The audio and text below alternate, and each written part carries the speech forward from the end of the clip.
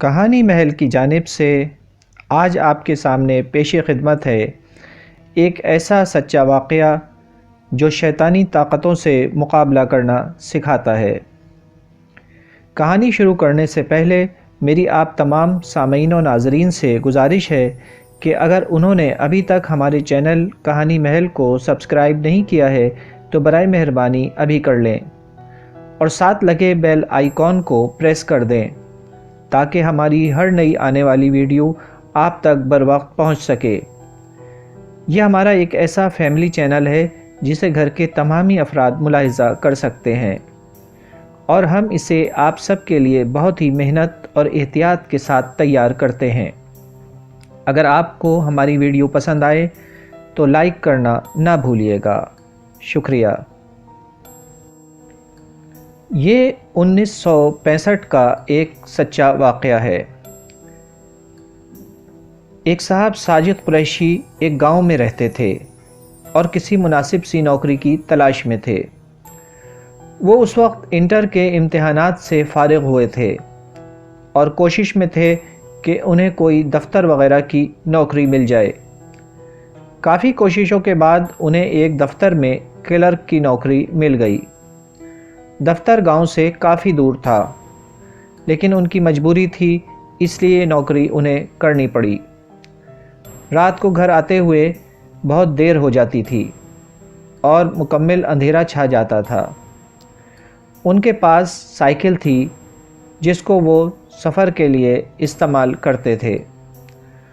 ان کے گاؤں سے دور فاصلے پر ایک کافی بڑا کھلا میدان تھا، ان کا گزر وہیں سے ہوتا تھا۔ ایک دن دفتر میں کام زیادہ تھا۔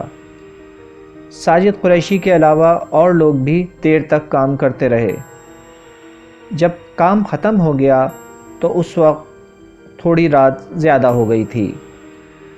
انہوں نے گھر واپسی کی تیاری کی تو ان کے ساتھ ایک دفتر کے ساتھی نے کہا کہ آج میں بھی تمہارے ساتھ چلوں گا، میرا راستہ بھی تمہارے گاؤں کے نزدیک ہی ہے، لیکن آج میری سائیکل پنکچر ہو گئی ہے اور میں یہاں کل آ کر اسے ٹھیک کرواؤں گا، آج تو مجھے اپنے ساتھ لے چلو، راستے میں چھوڑ دینا۔ ساجد قریشی نے کہا جی بڑی خوشی سے آپ میرے ساتھ چلیں۔ اس طرح وہ ان کے ساتھ سائیکل پر پیچھے بیٹھ کر روانہ ہو گئے۔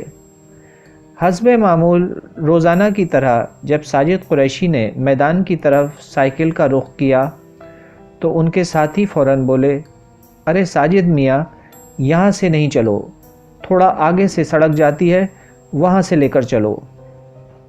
ساجد قریشی بولے، ارے یہاں سے کیا ہوا بھائی، میں تو یہاں سے روزانہ جاتا ہوں، اگر آگے والے راستے سے جاؤں گا تو اور دور پڑے گا اور آج تو پہلے ہی اچھی خاصی دیر ہو گئی ہے، ویسے آپ یہاں سے جانے سے کیوں منع کر رہے ہیں؟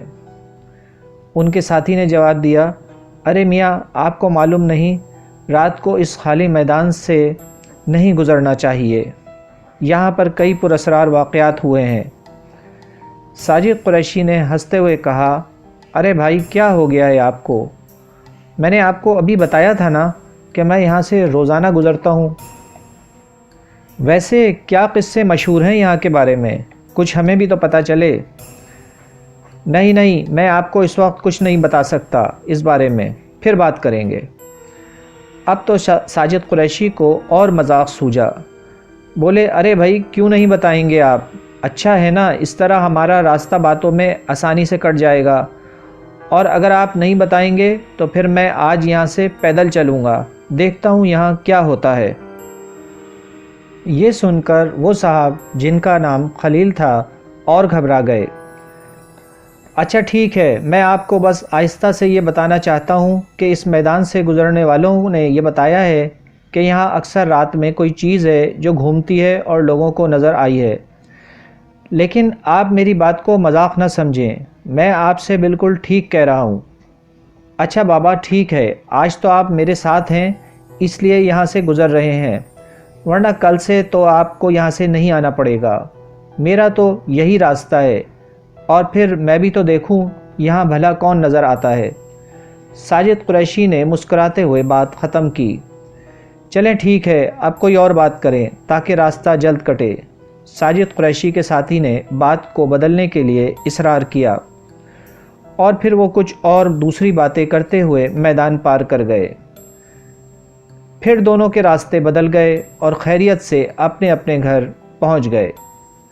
ساجد کی امی نے پوچھا، آج اتنی دیر کیسے ہو گئی؟ میری تو طبیعت بہت گھبرا رہی تھی۔ ارے امی، آج مہینے کی آخری تاریخ بھی تھی اور آج دفتر میں اندرونی کام بہت زیادہ تھا۔ سب لوگوں کی تنخواہیں بنانے کا بھی کام آ پڑا تھا، اس لیے کافی وقت ہو گیا۔ ایسا تو ہو جاتا ہے، آپ گھبرایا نہ کریں، سارے معاملات ٹھیک چل رہے ہیں۔ ساجد قریشی نے اپنی امی کو تسلی دی اور ان کی امی ان کے لیے کھانا وغیرہ گرم کرنے چلی گئیں۔ دوسرے دن وہ حسب معمول آفس پہنچے اور کام وغیرہ شروع کیا۔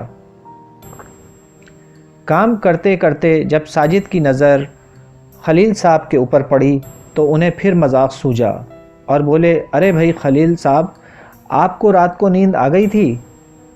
بھائی میں تو اتنا تھک گیا تھا کہ بہت گہری نیند آئی۔ خلیل صاحب نے ان کی بات کے انداز کو سمجھتے ہوئے کہا، ہاں جی ہمیں تو نیند آ گئی تھی، لیکن آپ اپنی نیند کی خیر منائیں، کہیں کسی دن ایسا نہ ہو جائے کہ آپ کی نیند تو کیا چین سکون سب اڑ جائے۔ ویسے آج کل نیکی کا زمانہ ہی نہیں ہے، کسی کو بھی نہیں سمجھانا چاہیے، میری ہی غلطی تھی جو آپ کے ساتھ چلا گیا۔ وہ بڑبڑاتے رہے اور ساجد قریشی ان کی باتوں سے محظوظ ہو کر مسکراتے رہے۔ شام کو چھٹی ہوئی اور سب اپنے اپنے گھروں کی طرف روانہ ہونے لگے۔ ساجد نے بھی اپنی سائیکل نکالی اور ایک بار پھر خلیل صاحب کی طرف دیکھ کر بولے، آج آپ نہیں چلیں گے میرے ساتھ؟ خلیل صاحب نے غصے سے ساجد قریشی کی طرف دیکھا اور اپنی سائیکل پر بیٹھ کر روانہ ہو گئے، اور ساجد قریشی نے بھی ہنستے ہوئے سائیکل چلا دی۔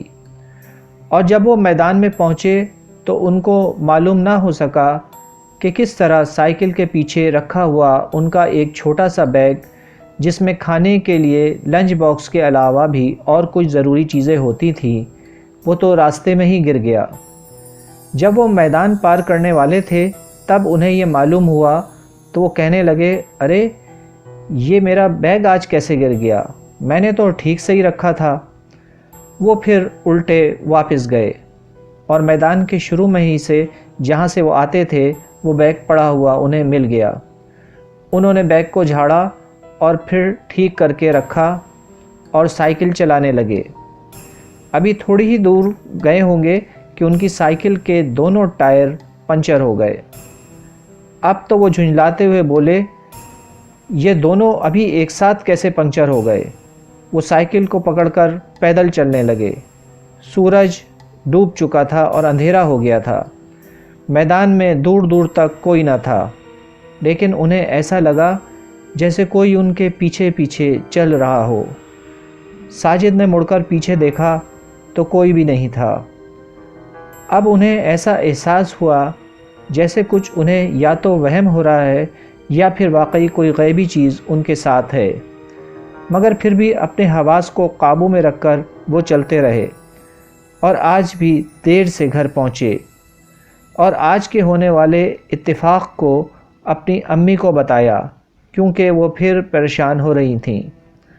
لیکن وہ یہ بھی سوچ رہے تھے کہ شاید خلیل صاحب کی باتوں کی وجہ سے میرے دماغ پر کچھ نہ کچھ اثر ہو گیا ہے، ورنہ میں تو پہلے بھی ادھر سے ہی آتا تھا، بھلا اب ایسا کیا ہو گیا؟ اگلے دن وہ دفتر پہنچے تو کچھ خاموش خاموش سے تھے۔ آج انہوں نے خلیل صاحب کے ساتھ کوئی مذاق نہیں کیا، جس کو خلیل صاحب نے بھی محسوس کیا۔ تو خلیل صاحب فرمانے لگے، کیوں میاں، آج کیوں چپ سی لگ گئی ہے؟ سب خیریت ہے نا؟ جی جی سب خیریت ہے، بس ویسے ہی کچھ تھکن سی ہو گئی ہے، گھر جا کر کوئی گولی وغیرہ کھا لوں گا۔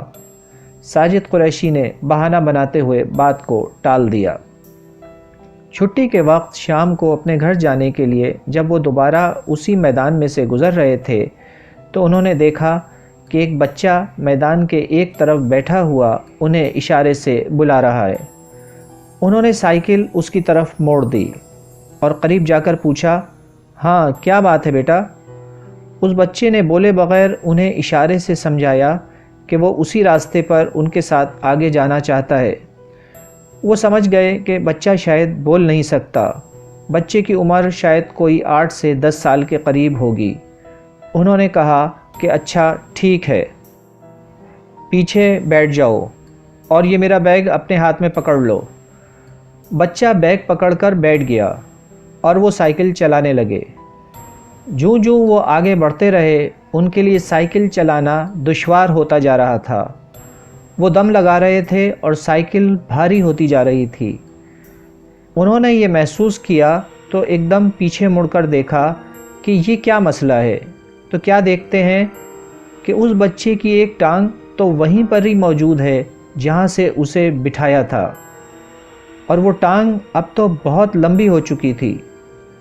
انہوں نے جب بچے کے چہرے کی طرف دیکھا تو وہ مسکرا رہا تھا، اور پھر یہ دیکھتے ہی وہ چکرا کر گرے۔ ان کی آنکھوں کے سامنے اندھیرا آ چکا تھا اور وہ بے ہوش ہو گئے۔ انہیں جب ہوش آیا تو 2 آدمی ان کے پاس کھڑے تھے جنہوں نے ان کے چہرے پر پانی وغیرہ چھڑکا تھا، اور اب وہ ان سے پوچھ رہے تھے کہ آپ کون ہیں اور کہاں جانا ہے۔ پھر ساجد قریشی نے ہمت کر کے انہیں بتایا کہ مجھے سائیکل چلاتے ہوئے چکر آ گیا تھا۔ ان دونوں نے انہیں اٹھایا اور ان کی سائیکل اٹھا کر بیگ اس کے اوپر رکھا اور اپنے ساتھ گھر تک چھوڑنے آئے۔ گھر پہنچ کر ساجد نے ان کا بہت شکریہ ادا کیا اور اندر داخل ہوئے تو ان کی یہ حالت دیکھ کر امی پریشان ہو کر جلدی سے ان کے پاس آئیں اور بولیں، یہ کیا ہوا بیٹا، کہیں گر گئے تھے کیا؟ اور پھر ان سے کچھ چھپایا نہ گیا اور انہوں نے ساری بات اپنی امی کو بتا دی۔ جب امی نے یہ بات سنی تو بہت ڈانٹا کہ یہ کیا کیا تم نے، میدان میں سے گزرتے ہوئے ایسی باتیں کیوں کی؟ اس طرح مذاق بھی نہیں اڑانا چاہیے۔ اچھا اب آئندہ اس راستے سے مت گزرنا، چاہے جتنی بھی دیر ہو جائے۔ جی اچھا، آئندہ نہیں جاؤں گا، بس خلیل صاحب کے سامنے بہت شرمندگی ہوگی، اب تو وہ میرا جی بھر کے مذاق اڑائیں گے۔ ساجد قریشی نے جواباً اپنی امی کو تسلی دی۔ اگلے روز وہ دفتر جاتے ہوئے سوچ رہے تھے کہ خلیل صاحب نے ٹھیک ہی بتایا تھا کہ احتیاط کریں، میں ہی غلط تھا، اب آئندہ تو میری توبہ جو میں ادھر سے کبھی گزروں۔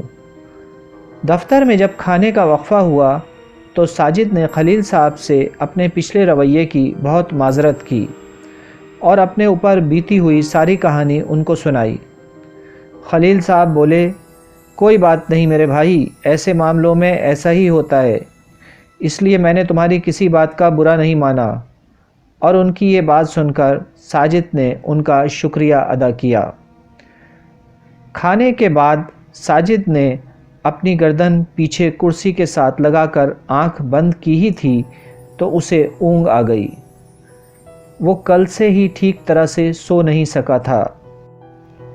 آنکھ لگتے ہی اس کے خواب میں وہی بچہ پھر نظر آنے لگا اور بولا، آج تم کدھر سے جاؤ گے؟ میں بھی تمہارے ساتھ ہی چلوں گا۔ نہیں نہیں، میں تمہیں اپنے ساتھ نہیں لے کر جاؤں گا، تمہارا وزن بہت ہے، ساجد نے نیند کے عالم میں جواب دیا۔ وہ بچہ بولا، اچھا میرا وزن زیادہ ہے تو کوئی بات نہیں، سائیکل میں چلا لوں گا، لیکن آج میں تمہارے ساتھ ہی جاؤں گا، لاؤ مجھے سائیکل کی چابی دے دو۔ ساجد اب زور زور سے بولنے لگا، نہیں نہیں، مجھے اکیلے جانا ہے، تم واپس جاؤ۔ اس کا جسم پسینے سے شرابور ہو رہا تھا۔ اس کی آواز سن کر کمرے میں بیٹھے ہوئے 1-2 لوگ اور خلیل صاحب بھی اس کے طرف متوجہ ہو کر اس کے پاس آ گئے۔ کیا ہوا ساجد، تمہیں کیا ہوا؟ اس کے لیے پانی لے کر آؤ۔ ایک آدمی نے فوراً پانی لا کر دیا۔